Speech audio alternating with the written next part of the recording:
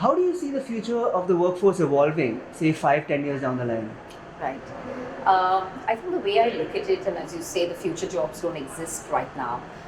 What is required is a shift in the way we think, the way we construct uh, education in our schools. I am an early and primary years education where the foundation is laid, and every time I think about what is it that we can do in our classrooms which is different, which will enable students to move on to the next gen. And I think, listening to all the speakers and whatever, I think creativity is definitely one of the skills, critical thinking. And another thing that we need to keep in mind is about student voice, choice, and agency.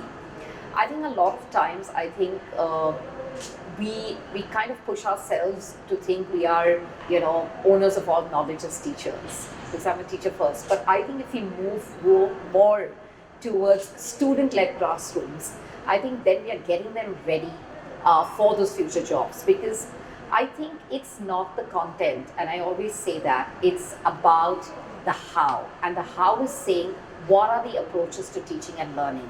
What are the skill sets that we are teaching children? Is it communication skills, which works anywhere in any job? Is it research skills? What are the research skills that we are looking at? Self-management skills, self-efficacy, very important. I think if you can self-manage yourself, you'll be able to manage yourself at any job or any workplace. So I think where workplaces are moving on to teams and team skilling, I think it's very important to know that empathy and collaboration are two things that I would definitely put right on top so that we get kids ready for the next generation. I think what will come, I think now it's just at the press of a button, which is Google.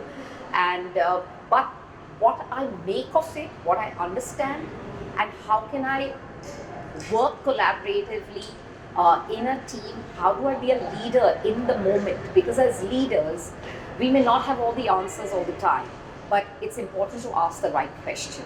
And if you can do that, you will be fine with whichever future job you are at.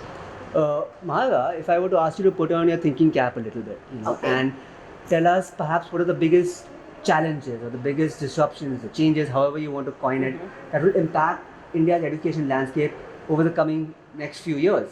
What would those be in your mind, and how could they be overcome? Right. I think one of our biggest challenges is professional development. Uh, if we can kind of manage to bridge that gap between the education college, I would say, or a teaching institution, to what is being delivered in a classroom, I think that would help. Sometimes I just feel that there's so much focus on theory, facts, figures, even in our current education programs, say a B.Ed. So we are expecting a B.Ed to teach 6 and above. We are telling a D.Ed you can teach till grade 2. Where am I going to find the teachers for grades 3, 4, 5?